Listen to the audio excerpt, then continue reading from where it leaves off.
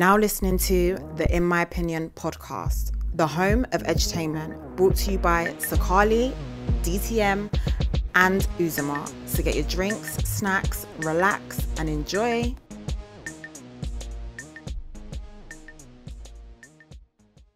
Also, I wasn't selling the drugs, so.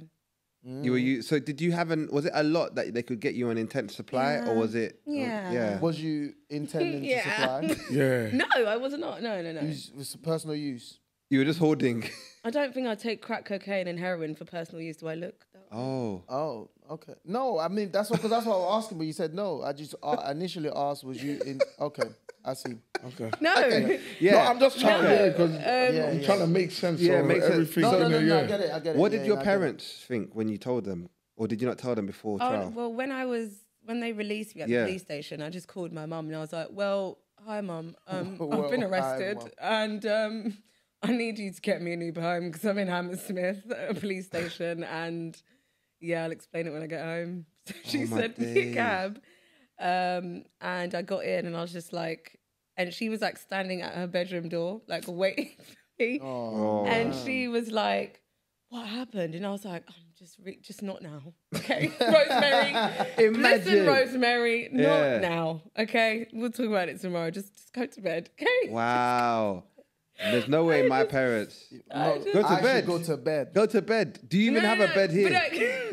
You know, like that. I never meant go to bed like. Yeah, I hear what you're saying. You know what I mean? I was just kind of like, just not today. We'll talk about it in the morning. So did you get a new solicitor, or did you keep the legal aid throughout the trial? I just bloody kept it. I just couldn't be bothered. I just knew it was going left, regardless of people always say to me like, oh, you could have got off that and blah, and I'm just like, I'm just gonna let God do what He's doing. So if you were so sure, why didn't you just plead guilty?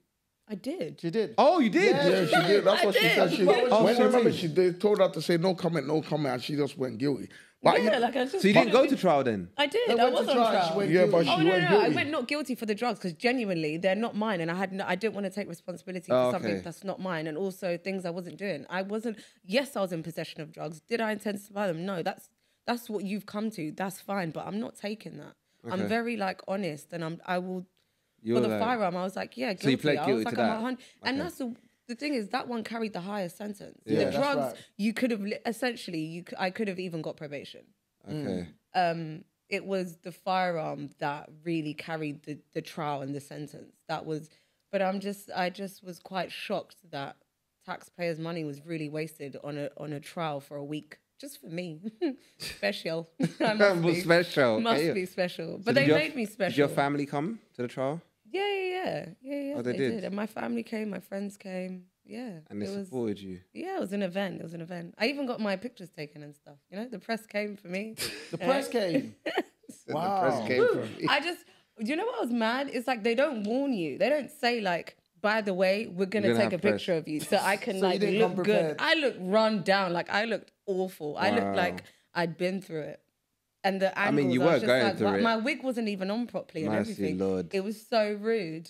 It was so rude. And I just see it in the paper and I'm like, well, I didn't see it. Someone told me. Someone was like, you're in the papers, right? And I was like, don't. Wow. They were like, I was on the train and next to me there was a news. I was like, wow, they've even scattered it. They've scattered it. Can you believe that? That's crazy. So, and then, by this time, you'd been in uni for how long? Couple of months. Studying what? Oh, by the time I'd gone in, a year. And what were you studying? Business management with finance. Mm-hmm. At that time. That's what I did. So did you have to tell uni what was happening? Yeah, I left uni. But did you tell them why you were leaving, or you just left? I told my tutor, but obviously I just pissed off. You just pissed off? Wow. Yeah, I just left and I was just like... But I left before I went in. Oh, okay. I left before I went in. And then I remember I got a job. I was working for BT. And I couldn't explain why I couldn't come to work for the week of the trial. Imagine. I couldn't explain why. And then on the final day, when I actually could... Yeah, it was just, I don't know. There was a point where I just didn't come in, and the next time I went in, the whole office was talking about it. You know what an office setup is like, right? Yeah. Oh God, everyone was like, as soon as I walked in, and I thought, and then so I just. What did you get? What was your sentence? Oh, so it started at 8 years. Started at 8, but then because like 3 for the drugs, 5 for the taser. So it started at 8, but the judge was like, I will just like give you 5, make the other sentence run concurrent, which is basically just do 5. But I was really tired by then. I kept being really late to the trial, I remember, and the judge was like, next time you're late, I'm gonna put you on remand. And I just thought, well, then do it. Do you know how tired I am? Getting up every morning to go to the Old Bailey is just so long. Are you at the Old Bailey? Do you know what I mean? Like serious, I'm some murderer. That's serious. That's what I'm telling you. They made me out to be someone really, really dangerous, and I'm just not. I'm a flower. They said I'm a flower. I'm a flower. I feel like they try to make sure they get convictions. They said want to paint you out to be like the worst of the worst. So. Yeah, they definitely said they were making an example out of me. So you got 5 years in the end? Yeah. And where did you have to do your sentence? Where was your prison? What prison? I started off in a high category prison called Bronzefield. Okay. It's like a Cat A, but... Hey, you know. Yeah, they have to. No, they have to. Like everyone, when you first get sentenced, you either go to like Bronzefield or Peterborough for women. Yeah. Or that's down like mostly down south anyway. And then you're there until they determine your risk. Okay. So once they've determined your risk, you then move on to a lower category prison. But these prisons where they hold you to determine your risk, a lot of the times, if your sentence is really short, you stay there. Okay. So like pickpocketers or like Yeah. I stole Chris from Sainsbury's and I'm here for 2 weeks. You'll stay there. But then you've also got the extremely high profile prolific offenders like, I don't know. I don't know. I want to say Myra Hindley type level. Who's she? Do you know Maxine Carr? No, do you? You lot don't know these prolific, serial, fucked up people. Oh, you all know them? Oh, no, sorry. Okay. Oh, Sebastian, that's where they would go. Yeah, these are like, do you know Ian Huntley? Yes. Yeah. So the woman that he was committing all these offences, Maxine Carr, Okay, I don't know. So that's where they'd go. Yeah, so that's where they are. And these like Cat 8, they're and they put you there. Yeah, but they're on like a lifers taser. wing. They're kind of separate. So you might see them on exercise, but they keep us separate. They're like, you just go there, you're on induction, and then they show you to your cell. And then you kind of all I know is when I arrived in the prison, I just really needed to know that they had ITV2 on the TVs. Because, do you know? Sorry, what? No, that was your main concern. Me, I'll be thinking hot showers, hot food. You were thinking ITV2 to watch what? Because I thought I'd be in my cell a lot, so I'm just like, I really hope they have ITV2 to watch what? What Family Guy. I love Family Guy. Do you know what I mean? Because like when I'm watching something like that, I'm in a state of calm. Like I'm at home, probably like eating snacks, and I'm just watching. So I'm just like, as long as they've got Family Guy, I'll be all right.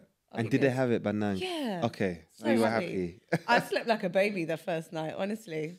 Wow. But, so did you have your own cell? Or did you have to share? Yeah, I had my own cell initially, and then I had to share. And then the prison got in trouble for making me share with someone because I was what they call YOI, which is young offender. I was a YO, my bad. I was a YO. Yeah. So you're a young offender, which basically means if you're under 21, you shouldn't be padded up with someone. Right. Because it's risky. Yeah. You're supposed to just be on your own. So, but obviously they just thought I was older than I was. Yeah. And then accidentally padded me with someone. Then they found out I was a YO. I had my own cell. But like every jail I went to, I was the youngest person in the prison. Like I was always the youngest person there, all the time. So they moved you quite a lot? Nah. Not really, not cells, no. I stayed in that cell until but you they said moved every me to jail I another went prison. to. Every jail I went to 3. 3. So how many years exactly did you serve out of 5? 2.5. 2.5. Yeah. I came out when I was 22. So it felt like I was there for 3 years. It was like I did 3 birthdays. Okay, that's what you saw. Yeah, like, do you know what I mean? So that was very jarring. So 3 birthdays to me felt like 3 years. And I went in definitely a child. And I had to walk out of there a woman. Like that was, I went through a lot of changes, like mentally, even in my body. Like I went in with a very childlike frame. Like I was very still much like, do you know what I mean? And then I just came out like this developed fat thing. Like I was very large as well. I was lardy. Was you working out or what was you doing? I tried when I got fat, but I just started looking really butch, so I stopped. Because like I was already fat trying to work out. So instead of me losing weight, I just gained muscle on top of those layers of fat, and it just didn't look right. But to keep busy, I studied. I studied my degree in there, but I finished it. I graduate in this month. So sick. Yeah. And your degree so is that in was what? criminology and psychology. The irony. Weird. Wow. So I started that. That's what I did to keep busy. So my first 3 months, it was like settling in, letting it sink in, because for some reason, no one seemed to think I was taking it seriously. But I just didn't understand that, because how seriously do you want me to take it? What do you want me to do? Cry? Why? Where am I going? I can see why they thought that, just by how you are here. Yeah, but like, take it seriously. How though? Like, how do you want? What do you want me? What that's about what they the want. situation? They want you to break down. They want you to break down. But it's not gonna happen. Come on. And there was no way. So they were just like, "Oh, you're not taking it seriously." And I just thought, you can do one. Yeah.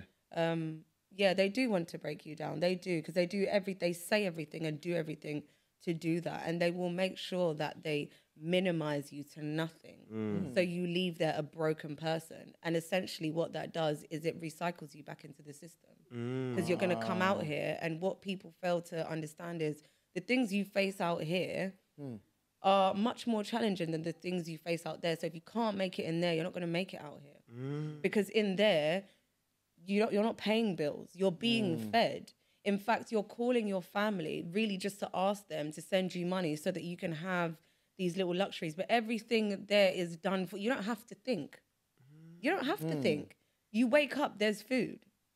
You go outside, you have your little walkabout, your runabout. The gym is there, it's free. You don't need a membership. The library's there. They even have education there for those who came in stupid. And I bet you they probably left that way. But anyway, that's enough. And, okay, how about the violent part? Was there any sort of like, did you have any sort of beefs, any issues, any aspects me personally, of that? No. Did you see anything? Why are you laughing? No, it's a question. I think it's a good question. It's a good question. Because obviously I'm hearing all these nice things, because to me, like, you want me to I don't want people, not no, nice. because the reason why I was like, look, listen, I'm not going to lie, hearing the way you're making it sound, sounds lit. I'm like, oh, it's not that bad, you know what? I don't have to do nothing. I just want to know, like, was there a part of it that even maybe what was challenging? With you? Exactly. Okay, what was challenging? Do you know what? You're right. The way I speak about it makes it sound that way, when really, regardless of what I'm saying, it was still a painful experience in some ways. In terms of violence, me personally, I just wasn't into all of that stuff. Just fuck off. Respectfully, leave me alone. I'm not gonna fight you. I didn't come here to fight. Okay. Yeah. And I want to go home on the day that they told me I was going home. Yeah. I don't want extra days.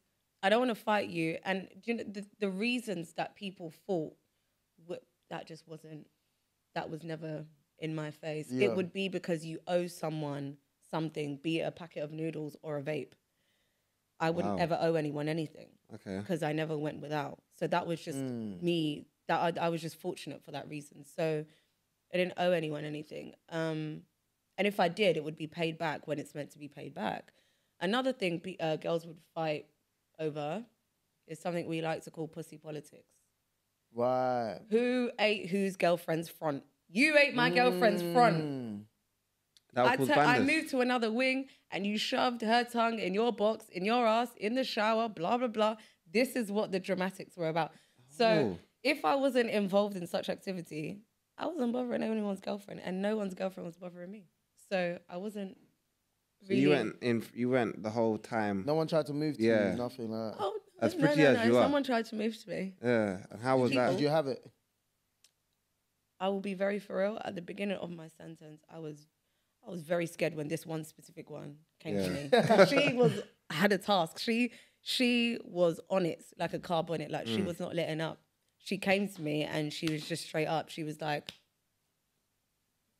"Are you straight or are you bi?" And I was just like, "Why?" Yeah, because you were young. I was like, "I'm straight. I'm very, very straight." And she was like, we'll change that. I was like, yay. I wanted to, Wow. That's when I thought, wow, I've reached big girl jail. Because you know where I was, it was like fun and games. Yeah. Oh, yeah. I've touched down in the big girl jail. And I thought, she's going to me. And there's nothing I can do to stop it. But no, that's actually... I was so scared. As mad as that sounds, that's actually quite serious. Is there no one you can report it to? Report it how? Like, is there no, like, so is there no prison, I don't know, head prison officer you can go and say, yo, this person's just trying to say they're gonna... Do I want to be a snitch? Oh, that's the politics. That's another problem, bro. No, I don't want to tell. And so also, what, you just have to take it?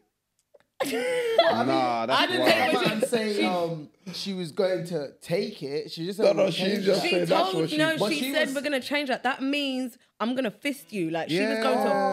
I'm telling you, and she's got no one she can even report to. And I'm just like, what? No. And I feel like if you tell the officers, they'll just laugh at you. They'll just be like, okay. And there's politics going on in there. It was crazy. So she would she walked away, and that was said. And then the next exercise, I was outside again. She comes to me again. She's like, do you want to be my girlfriend? And I'm like, jeez, I said, listen, I'm not interested in being your bitch, and I don't want to eat your front. Can I make that very clear, please? So just leave me alone. And she was like, no. If I see anyone else talking to you, it's going to be a problem. And I was like, jeez. Right then. Setting boundaries. Brother, she's claiming you already. What? I thought, oh my God, I'm her bitch. Oh my bitch. That's actually wild. Yeah. And you're young at this point. How old is she? Baby. Was that, She was like at least 26. I was 19 still. You were 19, she was like 26. Nah, that's grooming. I'll never forget her. I won't say her name, but I'll never forget her. Yeah. No, and I was just like, wow, okay, cool. So, you know, she just like followed me around sometimes. And the scariest thing she did was, luckily we were on different wings. So she was like on south wing, I was like on north. So that was the only thing keeping her from taking my virginity. Because I really feel like if we were on the same landing, I would not be safe. I would not have been safe. My days, so man. she would come, like when lunchtime is called, she would find a way to come across, like, you know, we had like a little, this is the south food, this is the... She would just go up the stairs, wait for me on the stairwell. Every time I went down for my food, there she was. You'd even do hunger strike because you didn't want to run into her. That's crazy. I couldn't avoid her. That is but I just kept airing her. What you said was the scariest thing she did was... wait for me at the staircase. At the staircase. Okay. Yeah. How did you get out of that situation? I just kept ignoring her. Like, as much as I was quivering, I was not allowed to let that touch me. Yeah. Like, you're not going to touch... We will fight. Like, I will rip off your tits with my bare... You were on protecting your virginity. I was like, don't. That's hard. My sister, I'm glad you made it. No, I didn't. So you know this whole and then she just drop the soap thing, is that a myth? No. It's real. Don't drop the soap. With girls, I mean... Yeah, how does it work with the ladies? Girls... Prison, when you go to prison as a female, 80% will become gay for this day. So we don't have the issue where in men's jail it's like very taboo and it's like they don't want to do that. Girls want to do fuck. Everyone's fucking everyone. It's a fuck fest. It's an orgy up in that bitch. I'm not joking. Seriously? So there's no really like drop the soap. It's like you want to want to the drop the soap on the soap. floor, basically. Essentially, people. Oops. No, Like, it's like, she is right though. Yeah, like girls want to do that. right? anyway. No, Wait, exactly. I'm not being. She is right in the sense of like I've It makes sense. Yeah, What it you're makes saying, sense but because it's yeah. like she's saying in the men's world, like it's taboo to a certain extent, innit? Like for me, it's like she's saying I could be talking to a girl and she's like, I've been with another girl. Like it's not necessarily gonna put me off, kind of. But obviously, if it was the other angle, then I might be like, like you can't. So with them, they can come back. Yeah, but man, them But can't with really come men, back. You can't like, come back. You can't come back. Like, do you know what I'm saying? It's a one-way street. Yeah. So they got oncoming traffic. Like, do you know what I'm saying? So fully, like, that's it. Like, that's why I get what they she's want saying they in the want sense to of do like, that. yeah. So, but in my case, when you don't, it's very difficult, dare I be vulgar, to rape a female. Like for another female to rape another, it's very in difficult. prison. Yeah, like in general, I feel like it's really difficult. Why? Unless, I just feel like what are you gonna do? Yeah, what do you mean? What do you? Why? Yeah, like if we're in the shower, you can. If you're stronger than me, you can overpower me and finger and then me. what? Okay. Like, and then what? Ooh, it's still what drug like do you get out of rapey. that? It's still rape. No, but some people are. But if you're not consenting to being fingered, that is still wild. No. Yeah, I just feel like it's disrespectful to women who have been raped by men to say that it's the same with a female. But why have we got to compare it? Rape is rape. No, it is. It still is. But it's just. I say that because you know why I say that? In my school in Uganda, boarding school I went to, our dorms were separated between boys and girls. Mm-hmm. And in the girls' dormitory, the fuckery that was going on in there was girls, graping, as they say, graping girls. Graping. They call it grape online. You don't actually say the word, you say grape instead of the other word. Oh, yeah. With compasses. With rulers, with whatever they can get to, literally. That's so mad. I always have that in the back of my mind. Like, imagine you're there innocent, you're a virgin, and then someone. I see what you're saying. Yeah. Okay, so I'm forgetting that in the prison that I was in, all of the cells were single cells. You were never with someone. So in that instance, if you were doubled up with someone, that definitely could go down. Happen, 100%. You could be molested in there. Yeah. But we were all in single cells. So the only spaces to have caught someone vulnerable is the showers. Okay. And in the showers... You can't really do it if everyone's there. Yeah, it's kind of like... And I feel like with girls... They want to do that. Yeah, they don't. From what you've seen, most of them I feel like they don't. I feel like if you don't want it, they don't. There's too much of there's an too option. Much there's enough. So if I don't want it, there'll be someone else that will do it. So you are a honey bunch. There's no need. Like over honey, all of you just. No, I wasn't into that stuff. On heat. No. Oh, you weren't, but everyone else was. I did not touch anyone, and no one touched me. God is I good. did not so much as really. I didn't even kiss any girl in jail. That's dope. I didn't. I'm glad you came out like that. Yeah, if I wanted to be free, then like that's something that I'd have to come out and then decide on yourself. Yeah. Well, let me just give you a little insight here. Prisons in Norway, they are very different. I hear they're good. Norway, they're seen as like the prisons there are luxurious because they have gyms, they have rock climbing walls. I see here they have in Norway supermarkets, recording studio. Like if you see Norway prisons, they're like hotels, right? And the prisons is that for both men and women as well? Well, I've looked at men prisons, but normally men is as tough. So if the men have it, I'm pretty sure this is how the women prisons are as well. It's so much so that the men get 2 visits a week from partners, and they can spend alone time in windowless and unsupervised rooms to do as they please. Wow. Yeah. So compare it to obviously our prisons here. That's rehabilitation. Yeah. Do you see that they're so much focused on rehabilitation to give them courses to reintroduce them to society and stuff like that. Whereas here, how is it when you get out? Like what happens the day you get out? Where do they? If you don't have a house or nothing, what do they do? They give you a tent. A what? They give you a tent. When you're leaving the gate, obviously there's something called reception when you're leaving. And you sign like your documents and you take all your belongings like Pingu. Yeah. And if you say you're homeless, they like no shit, they give you a tent. Like I'm not joking. So the council don't get you a house or a little temporary bed and breakfast? No. You can try and you can try and like organize that before you're released, but if you're unfortunate and you're unable to do so because the right resources weren't there or your probation officer outside couldn't liaise properly with your local council to organize these things, then you are getting in that tent. And where do they tell you can place this tent, please? They don't tell you where. They just say, here's your tent, find somewhere to... So if you want to put it right in front of the gate and sleep there, that's your own. If you want to go to the park and sleep in that... How's that rehabilitating?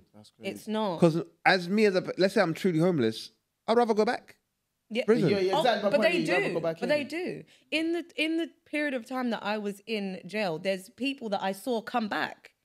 That's wild. Some of them out of boredom, and some of them because they're genuinely like, well, I've got nothing. Like I went out and there was like nothing there. You think some people like they have girlfriends in there as well now that they just want to go back? Oh, I want to go see my girl. Yeah. People have come back for their partners. People have stayed longer for their partners. They'll go out there and just purposely go and commit crime so they can go back in. I've seen it. Yeah, because obviously when you come out, you still got recall, innit? Because you don't do all your sentence, innit? Yeah. So I'll just go and do something, slap someone, I'll be back in there. Happy slap. Life skip parole. Just be to together.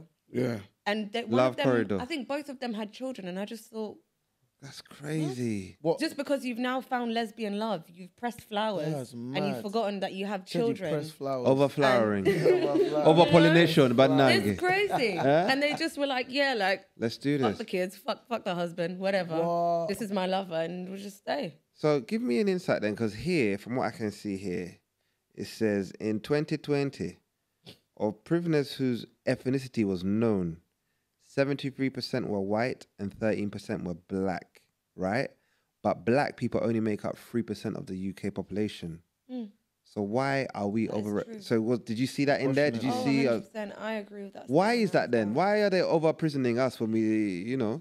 We don't really do, you know, we don't really do much wrong. I'm going to have to just put it on a blanket term. Yes. We don't do things wrong, because there was not one black paedophile in that jail. We had a whole landing full of white paedophiles. So, but they say it's the Pakistanis that are pedophiles. That's what Suella brother man said. That's what I'm saying. Yeah. And that is true. It is. But when it comes to women, oh no, we did have a lot of those types of people, but trafficking. Yeah. Females instead. They were there for like human trafficking or like sex slavery or whatever. But that was mostly like, I hate to be honest about it, but Eastern European people. That's what they were kind of in there for. If they weren't in there for like taking something out your bag, it was because they were pimping. Yeah, but we had a lot of white pedophiles, but I didn't see any black pedophiles. Black people would just have like very generic crimes.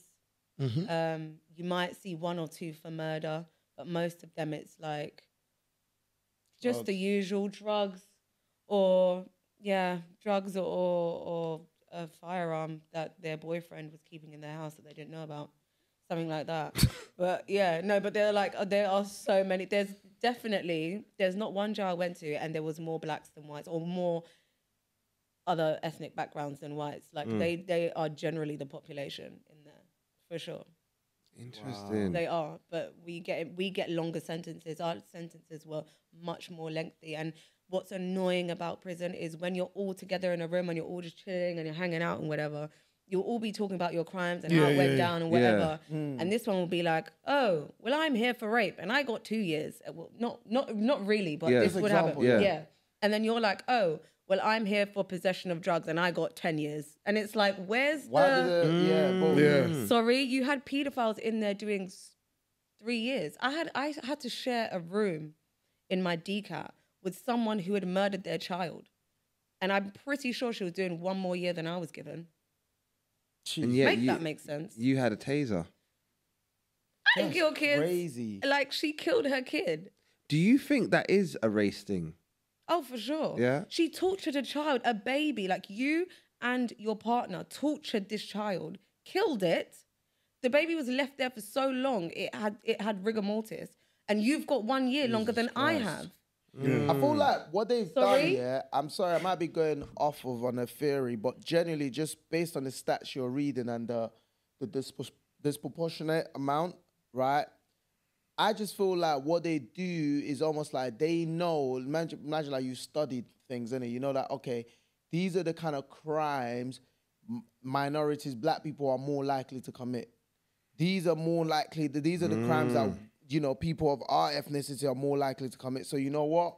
We're slapping way more time on them because it don't make no sense to me. It doesn't. Yeah. Like, how many times have you heard a black mother's killed her child, drowned her in the bathtub? That's not really our crime. Let's be honest with ourselves. Yeah. Like, a lot of these things, pedophilia, all of these things is not really our crime. But then, yes, are you likely to accidentally think a taser is not, you know, not be up to date? No, it's true. Not be up to date. I was saying all that is lapse in judgment. Like, you're not even up to date that the laws have changed. Exactly, because I'm sure if you knew, you wouldn't have done it. Because you'd be surprised. A lot of people are going to watch this episode because I was not under the impression that taser was in the same, is sibling to firearms, bro. What did you say, the I1? What's it called? Pepper spray. Yeah, and the sentence, you're right, it's mandatory minimum. Like, there was no way they could have cut it down from 5. Like, good behavior, like, good reference, no previous...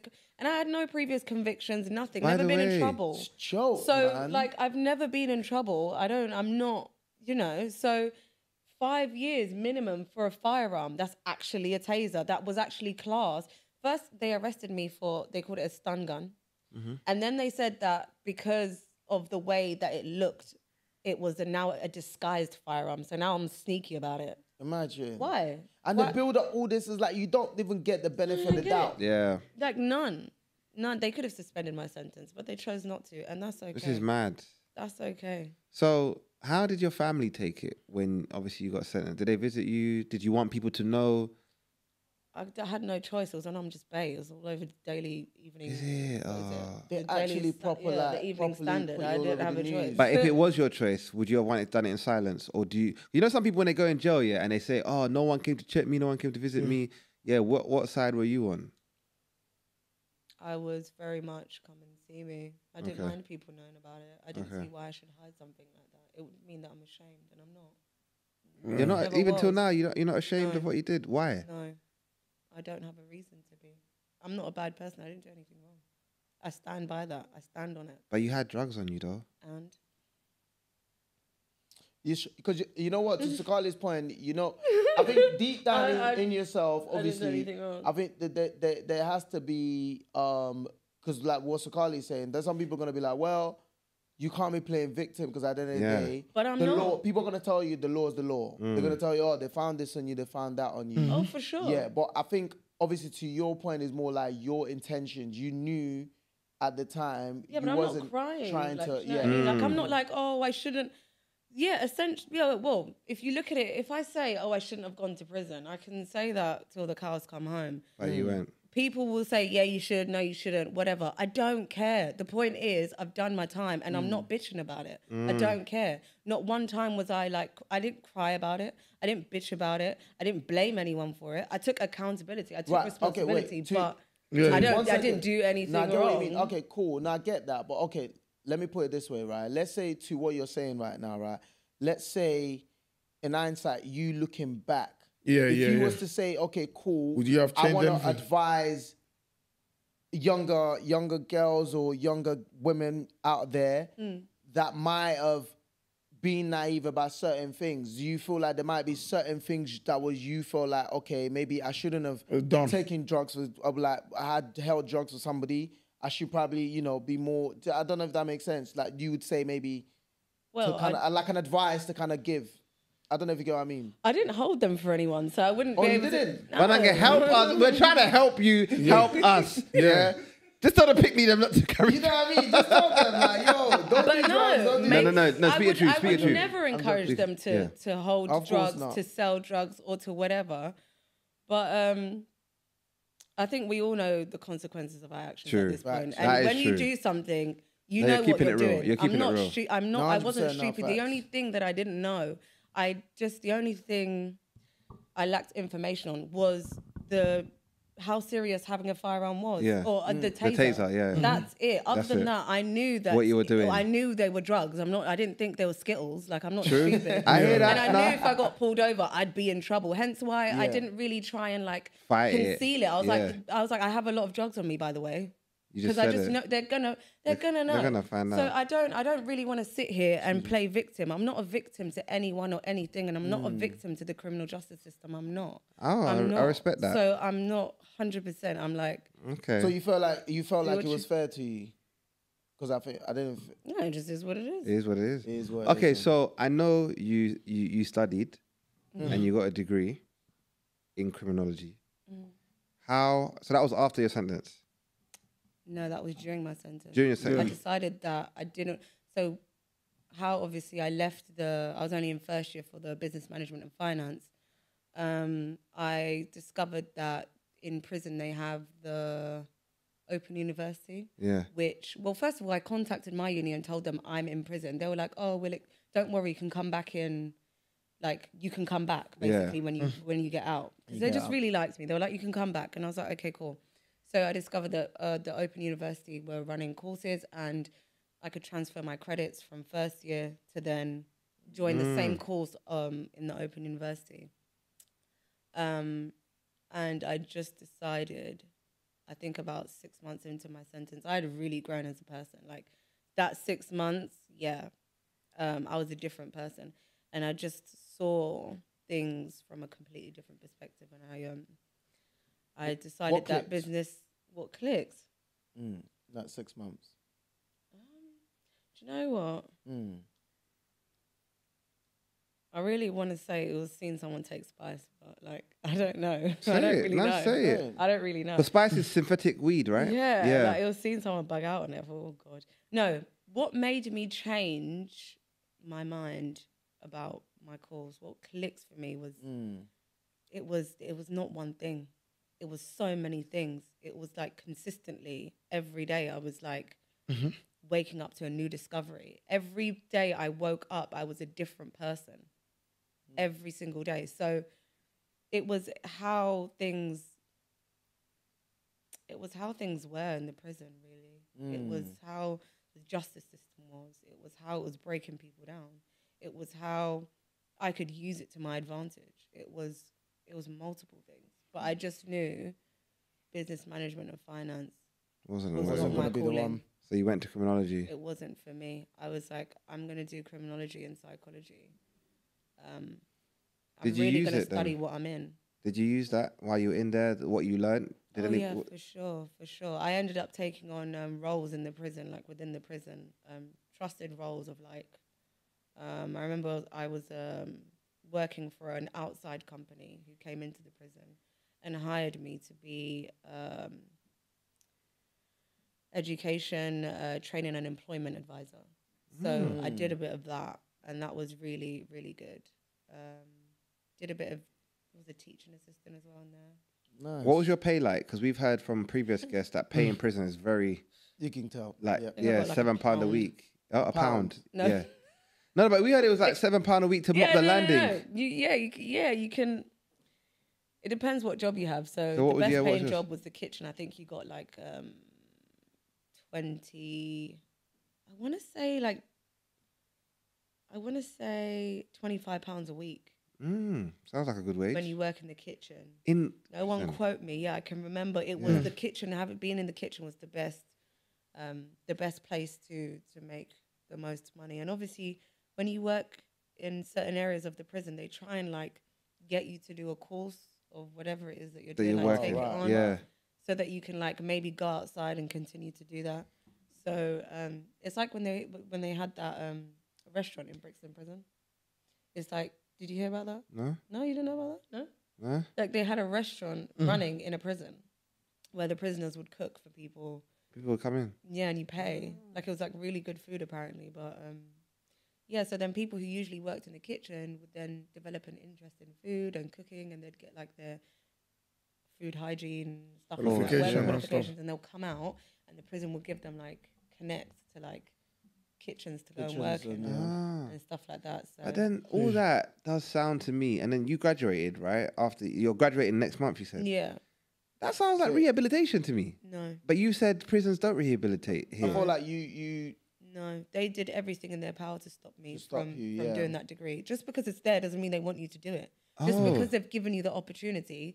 There was me and like 3 other people in the whole jail who were taken on a course at the Open University. Wow. How many people are we talking in the whole jail, roughly? We had about 350 or 360. And only 3 people? Yeah, that's about 3, do you know what I mean? And even then, you've got to think to yourself, I studied my degree with no internet. I had no internet and I had no tutor. This is me saying I want to do criminology and psychology and not having the same resources as everybody else on your course. Yeah. So I had to handwrite my assignments and send You weren't given a laptop, computer, library? Only during lockdown once, because we couldn't go to the library at all. So during lockdown, they gave us like this locked up, like you can only go on Word and type it up. Oh. But it had to be, like it was still ridiculous. It was just like, this is crazy. But I had, if I got something wrong, I had to scrunch up that paper and start again. And these assignments are 2,500 words, just like everyone else's.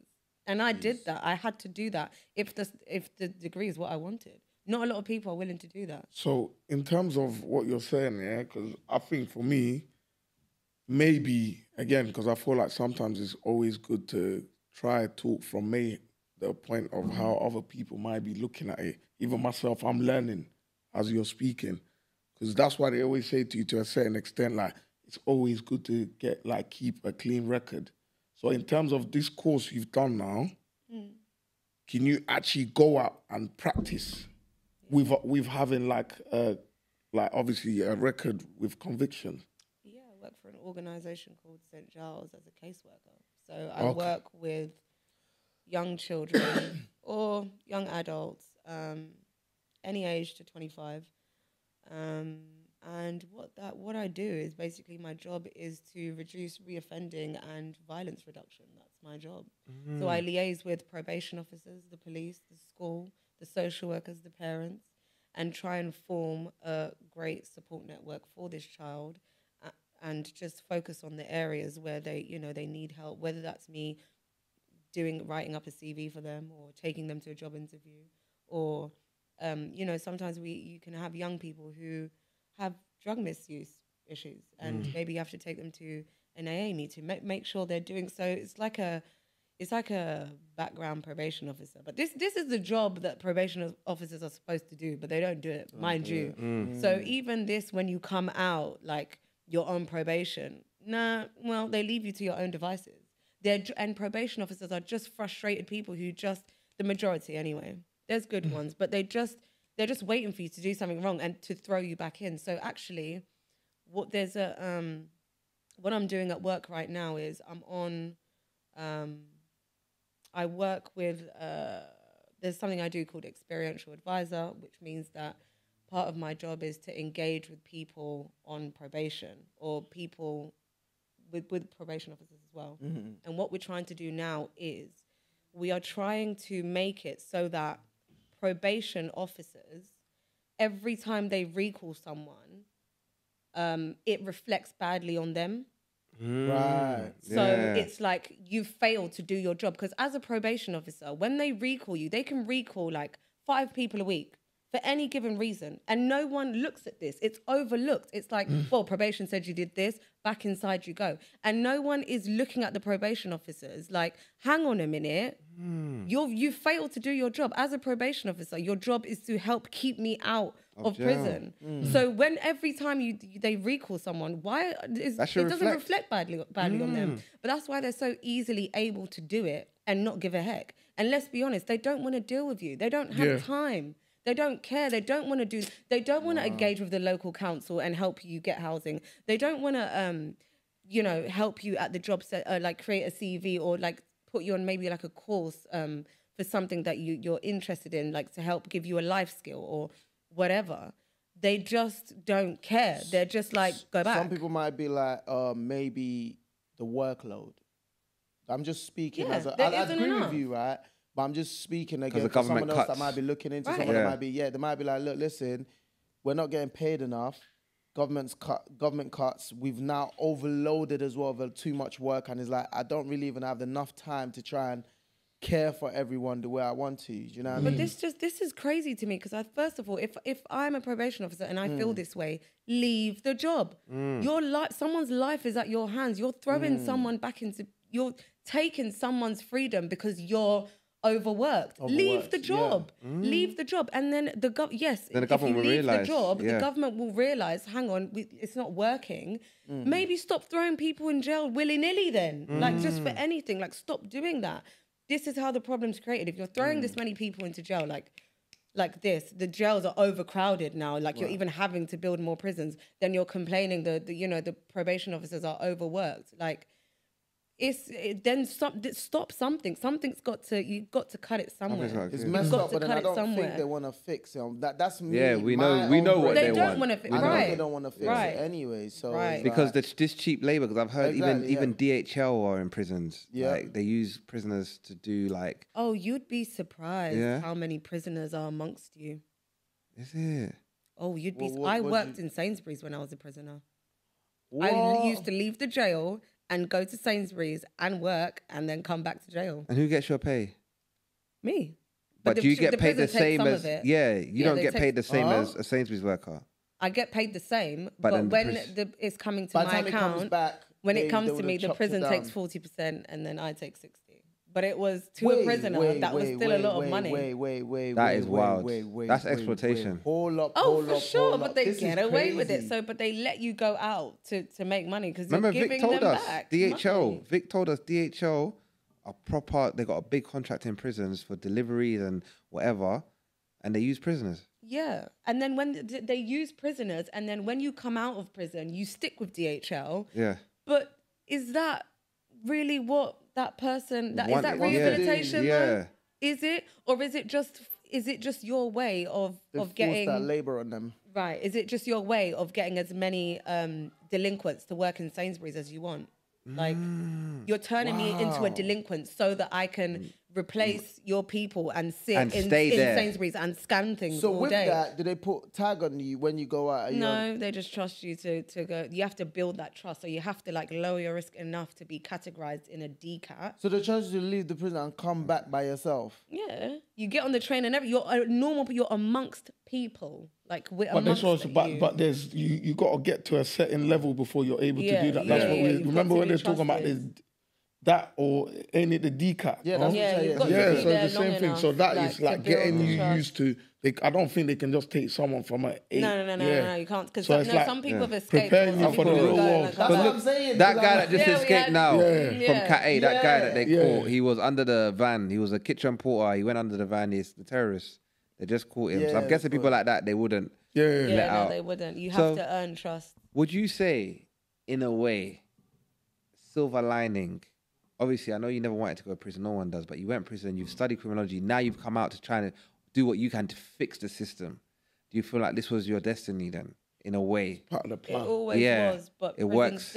But my situation shouldn't be viewed, and no one should sit there even for a split second and think, oh, but look at your situation. It did rehabilitate you. I bet you won't do that again. That's what I'm thinking. Look, your life's great now. I did that on my own. That's you. Yeah, I did not. I was 19 years old. I could have come out there completely broken down, like folded up. Like, you're surrounded by drugs as well. Do you know how impressionable I was? Do you know how easily influenced I could have been? Like, I would have come out a literal, like a nitbag. Yeah. Like, not for 1 minute it didn't rehabilitate me. What rehabilitated me, I didn't need rehabilitation. First of all. By the way. Let's just get that straight. I didn't need because you were innocent. Yes. What helped? What helped build how I ended up using the experience to build character was just who I was before I came in there. Just remembering who you are, the support I had from my parents, the prayers I had from my grandma, just the understanding that this wasn't my life and they did this on purpose. They did this to break you, to break me. So I didn't want it to break me. But when you go in there, and a lot of these people like who are in there, they really didn't have anything going on before. There you go, yeah. You know, they didn't have anything going for them before that. There's no family support and prison system. is their life. Prison becomes their life. They genuinely are in there, feeling and thinking that this is life. And I was just like, I'm not letting this rub off on me. You. I'm not doing it. I've got a life out there. I've got a family who loves me. I didn't do anything wrong. I never did anything wrong before I came in, and I won't do anything wrong again. So this is what it is. I'm not beneath anyone, or I don't have, my value has not decreased because I'm here. I'm not going to let it decrease because I'm here. I am who I am, and that is Sonora Kiboma, and I will not walk out of this jail a delinquent, and I won't be coming back. Adios, see you later. I ain't coming back. All right. And that was that. And I did my degree, whether it was handwritten or not. And I broke my back to do it. And you're here. You're like a very mentally strong person. Oh, yeah. And you'll find grown women in there who aren't. You'll find mothers in there who aren't. I think what I love about you is the fact that you've used the situation and now you're trying to help others to stop getting that. And I really appreciate that. Yeah. And I wanted to say, on a lighter note, this might be a bit cheeky coming from me, but go ahead. Let's say you've left prison now. You're in a dating game, yeah? When do you tell them that you've got a criminal record? Well, does this even come up? Yeah, does it even come up? Does I it didn't really impact get a chance to get on the dating scene, really. I wasn't really into the dating scene. You know, when you come out, you don't just come out and you're like back to normal. Like, I couldn't cross a road. Okay. Like, a car coming would make me like, I was like, oh, I don't know. Like you do know all the normal things that you guys do. Take you for forget granted, these things. yeah. But like I just couldn't cross a road. But no. But when you eventually got there, to be on the dating scene, also you haven't actually gotten on the dating scene since you've been out. No, not really. Really? Yeah, no. How long you been out for? Huh? 2 years now. I'm calculating. 2 years now, it's about 2 years, Wow. Look at me calculating everything. Yeah, no, literally. So when would you tell someone? When would I? Would they have to ask, or will it be a thing of if you don't ask, you don't get? You don't, yeah. Yeah, if you don't ask, you don't get. Wow. So you can even get to marriage without telling him. Oh, no. So it's like I would find, do you know what it is for me? I'd find a way in the conversation To just be like, like drop it, like, but I don't like to say it directly, like it's like a disclosure. I'm not at a job interview. It's like, I'm not disclosing to you this. It's because it almost makes me feel like it's like when you're disclosing that like you have AIDS or something. AIDS, it's like, no, it's not that deep. It's like, well, you like me, so what? What? Why does it matter? What does it matter? You like me, don't you? So I don't, but I will find a way to obviously Yeah, I be beg, like, please, because I think people need to know. You know what I mean? I'd say, oh, by the way. But no, I just don't see the need to. It comes up. Like, if I get that deep with someone, it will eventually come up. But I don't just meet someone, I'm like, oh, by the way, I've been to prison, just so you know. No, it's like it's a very info. important part of, you have to because gauge the it makes person, me feel like, am I proud of it? Or am I can never find that balance between, oh, yeah, like, I've been to prison, or, oh, I've been to prison, I hope you don't mind. It's like, I'm neither. So finding the balance is difficult, because I'm not proud. And knowing the person enough anyways to, like you said, on a deeper level to know that, listen, like, I trust this person to be able to comprehend what I'm about to tell them. Because you tell most people, oh, I've been to prison, and they're like, whoa, what do you mean, huh? You're a criminal? No, I don't want to, or like, you need to, you know what I mean? You feel comfortable and be like, you know what, I can actually tell this person this because they're actually going to understand. Everyone's a criminal, though. That's so jarring. It's like, have you got a parking ticket? That's illegal. That's a crime. You're a criminal. Just not going to jail for it, innit? What do you mean? You're overlooking at me. This is the guy that holds parking tickets over here. No, but that one does not hold the mandatory 5 years. Yeah, that's the difference. Fine. Yeah, also, like, people do things and just not get caught. It's like, it's true. That's the truth, though.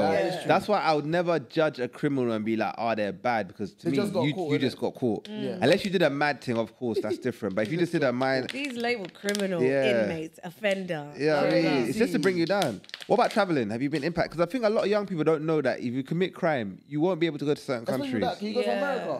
I don't give a dash. I don't want to go there anyway. Dash. I don't care. But I think young people, you need to know that if you commit a crime, you can be prevented from traveling. You can be, they can stop you from traveling. I can travel now, but I'm still on probation currently. Okay. I'm still on probation. It ends next year, March. And what are some of the probation rules like that are like mad? Is it like, it's tailored to your crime, but generic, like the general ones. Are you allowed to drink?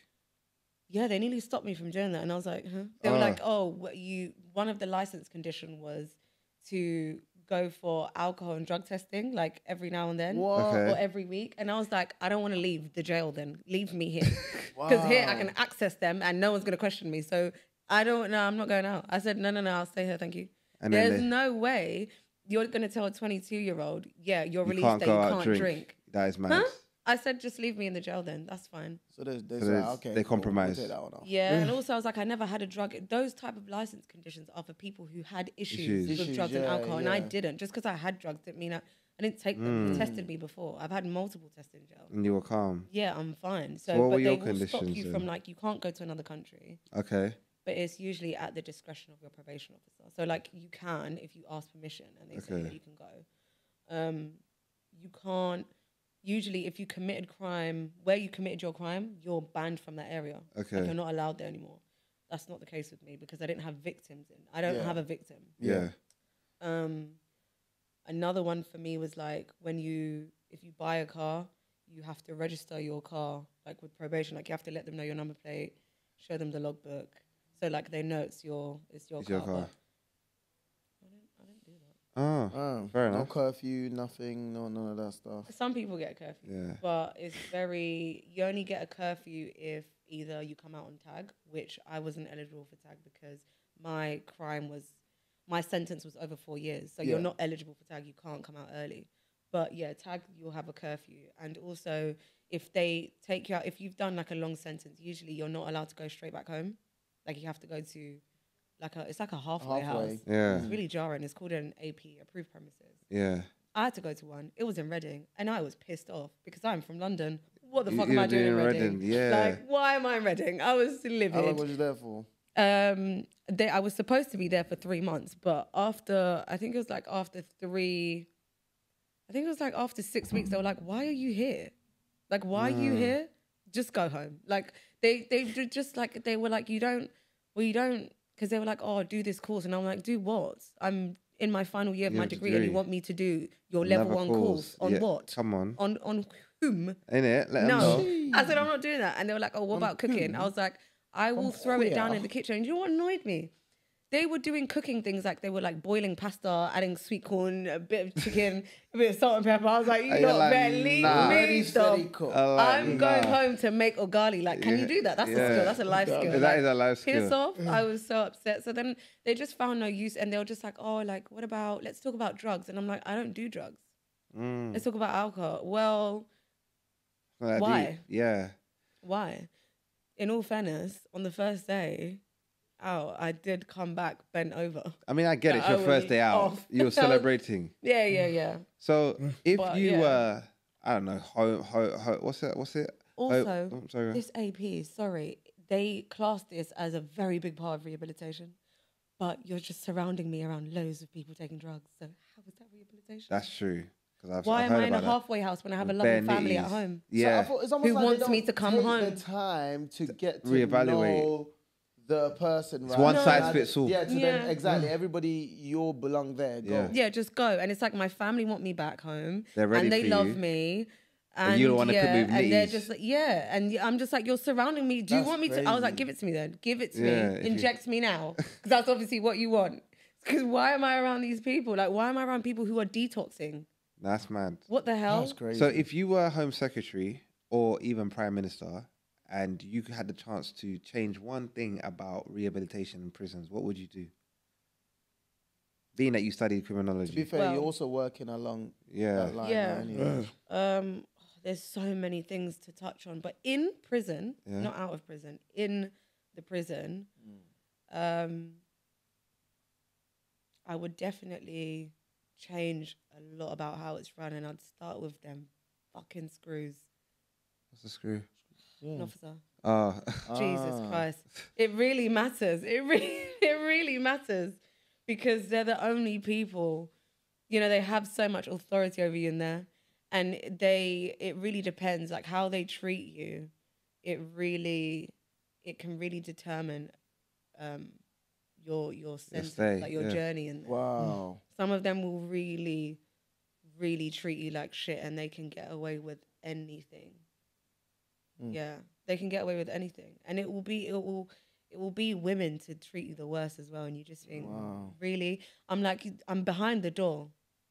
Like, you have the key. It's okay. What do you want? What more do you want? What do you want from me? Like, how much more can you take from me at this point? Like, what type of person are you? Like, stuff like that just really irritates me. Yeah. Okay. I feel like they say, like, with a lot of the prison officers, like, they're damn near very close to inmates. Like, the way they think, like...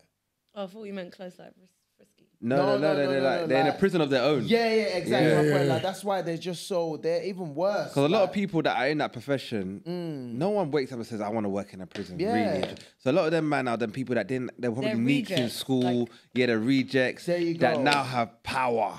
Yeah. There are police officers who are not able to be police officers for various reasons anymore. Right. So they're like, they're literal that's what they're rejects. Go and do that, or like ex-army people. Yeah. And it's just like, and the women are just power hungry. They're just bitchy, and it's weird. So did you come across any stories of someone exploiting a prison officer?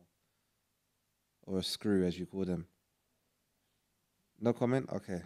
I did. It's no problem. It's no problem. That's why I'm like, huh? I did. Oh, you did? Yeah. Oh. Yeah, I I was in... No pressure, but I was in DCAT. No, it's not that deep. No, I'll tell you. So I was in DCAT, and there was this, every time I used to walk to the education block, there was this guy that clearly had a contract with the prison who just he was like repainting some sort of like patio or whatever. And every time I walked past him, like he was very like friendly, very old man though, like probably like going on 70. Okay.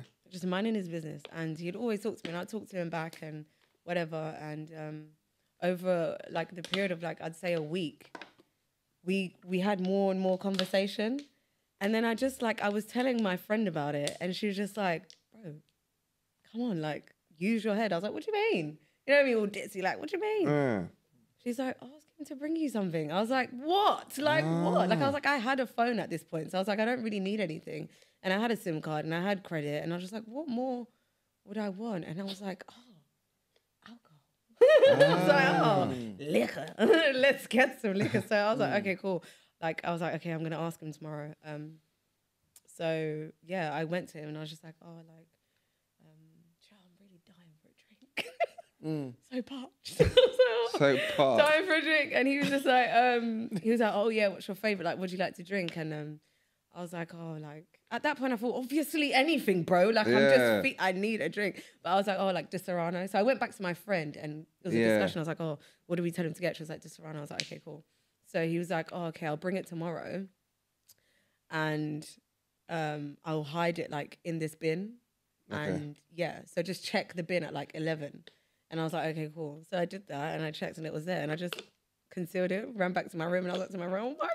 Oh my God. Party was on. We just got licked. Oh, your one worked in your favour then? Yeah, like it was good. I exploited them. In terms of them exploiting me, I only had 1 or 2 situations where I had an officer try to grope my breasts. Whoa. And I was just like, oh. A woman or a man? It was a man. Oh. It was a man. And I was just like, oh. And there's no one you can report it to? No, but someone saw. I chose not to report it. I just chose not to report it. Someone saw it and was like, because again, I was the youngest person in the prison all the time. Everyone just saw me as a baby. Yeah. So when this woman saw it, she was like, she was like, that's a baby. Like, that's so wrong. Like, what the hell? But I actually didn't even know that he had tried to grope me at the time because the way he did it was so subtle. Like I was working in the kitchen and you know when you get chef whites on, you have to wear your chef whites. Okay, yeah. So I put my chef whites on and we were having a conversation and I was just telling him something and I was just like, oh, where am I going to be working today? Like what section? And he helped me button up the whites. Like he just proceeded to help me button my whites up. And I was just like bare dumb. Like I was just like really slow. I was like talking and I was just like, actually, what's going on here? Okay though? Yeah. Didn't fit. I was just like, okay, I'm not going to do anything. Not going to say anything. Mad. And I went about my business. And the other prisoner that saw it was like, Sunni, did you report that? And I was just like, what? And she was just like, he literally like fondled, like he like buttoned it up and then was just like, there you go. Did it? Wow. And I was just like, go. And I was just like, but I was so like naive. Because you were young. Airhead. Like, no, but I knew what he was doing, but I don't know. I guess when someone else sees it happen to you, it's different. But when it happens to you, what people fail to understand is girls go through a lot. And in my mind, for one, I was just happy to have not been raped by a member of staff. That's one thing I'm grateful for. So you almost think like, okay, he just patted my breast. Like, get over it. Don't cry about it. It's really not that deep. That's how you think. But it's still deep. Then, we don't have to compare it to how but bad it could have been. there's always a comparison in your mind sometimes. Because you're constantly trying to compare things to real life outside. Because you're obviously in 2 different worlds. So you're like, oh, and then you're appreciating that being the scum of the earth and the bottom of what no one cares about, someone did not penetrate you. So just calm down, baby. Yeah. Like, that's how you almost think. Wow. You're just like, oh, relax. It's not that deep. You know? But someone was like, no, that's wrong. That's actually wrong. Because even though you're an inmate, even though you're in prison, you still don't deserve that. That's how they make you feel. And that's you almost forget that you matter. Wow. You forget that you're and that just kind of speaks to that mindset shift. So that means you was in your head like, okay, anything can happen here, war zone, wherever. So when something like that's happened, you're like, oh, that's in survival mode. Yeah, you're in survival mode. Things like that don't consider. You're like, you're in survival mode. Because like something like that is just like it goes over your head. You're just like, whatever. Wow. What happens if you're labelled a snitch? I'm guessing it's not a. No, me, I was snitch if I need to. I don't care. No, if I need to, if it comes to like between me getting like extra days and snitching, I'm telling on you. I'm telling. Stitch me up, but I'm But telling she told on herself. No, By the way, I don't care about stuff like that because people really be loyal to people in there, and it's like I'm not about to be loyal to someone that I don't know. Yeah. And be loyal just for no reasons, and then so my family should suffer. No, I'm snitching. I'm snitching. So you don't agree with what Bobby Shmurda did? What did he do? He didn't snitch on his boy. He took extra time. What a fool! How foolish!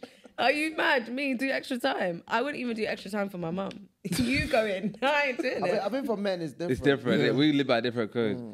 Okay, so we're about to wrap up. Obviously, it's been a great episode. I just wanted this one message you'd give to the youth then, because you're obviously you try to help youth to not reoffend. Yeah, what one message would you say to them having had a prison experience? I don't know. Not having a prison experience. They're out to get you. They're out to get you. So don't offend? No, I wouldn't say don't offend. No, well, see, you're making me look bad. I mean, I'm trying to help. I don't want help. I have my own message to deliver, and that is... Do you know what? Deliver your own message. Yeah. No. I don't really have a deliberation. I would just say, like, there's enough... I just feel like we're at a point in life where we're not oblivious to what the criminal justice system is like, even if you haven't been in it. Your surroundings will tell you enough of what you need to know. And it's the life you pick for yourself. If you intend to do something and you know the consequences, I've got no words for you. You've done it to yourself, unfortunately. That's all I can say. Young black men, young black women, you see what they're trying to do to us. You know where they want us to be. If you want to go and live up to that, by all means, do you. Go ahead. I ain't got nothing to say to that. Do it. I think that's do the realest. You? But if you know that you want better for yourself, you know what direction to go in. I'm not going to sit here and babysit the youth. They know what's going on. Look at the other day in Croydon. Like, come on, be for real. Now that boy's going to sit there for life, that girl's life is gone. You have to look at these things and be like, I don't want that for myself. We've all got a friend or a cousin or someone we know who's been through the system. Look what it's doing to them. Like, we are our own reflection. We're looking at our own people, like, deteriorating before our eyes, and then you're going to go and choose that path. Do it. Do it. I can't even ask the realist, bro. That's do real, it, man. Because you could have come up here and be like, no, youth, please don't. Yeah. She doesn't. She's very very real, cutthroat.